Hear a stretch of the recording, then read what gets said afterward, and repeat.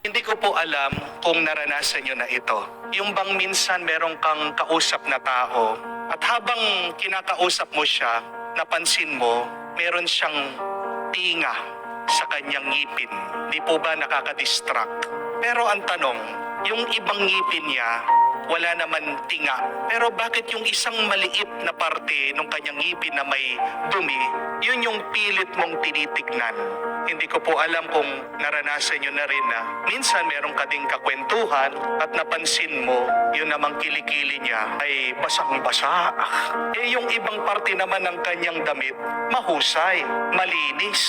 Pero nadidistract ka pa rin. Hindi mo maialis yung iyong pansin dun sa kanyang kilikili na merong waterfalls.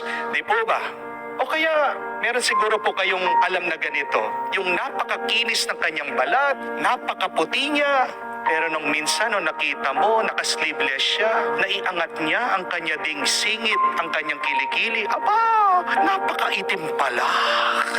Bakit po ganyan minsan ang ugali natin, di ba? Ang palagi nating napapansin at nakikita, yung pangit at hindi maganda sa ibang tao. Ang explanation po ng mga scientifico, ang tawag nila dito ay the negative bias. Kasi po, nung tayo daw ay naging sinaunang tao, mga caveman, pilit tayong nagsosurvive. Kailangan po nating pansinin, tignan ang lahat ng magiging panganib sa ating buhay. Baka merong hayop na kumain sa atin, kumagat sa atin, kailangan alisto ka, nag-iingat ka kasi hindi naman lahat ng pagkain ay pwede mong kainin.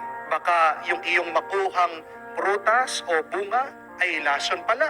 Pwede kang magkaroon ng sakit, pwedeng ikamatay mo ito kung kakainin mo. Hindi naman lahat ng iyong pupuntahan ay ligtas. Baka ikaw ay mahulog sa bangin o kaya naman malunod sa ilog o sa dagat.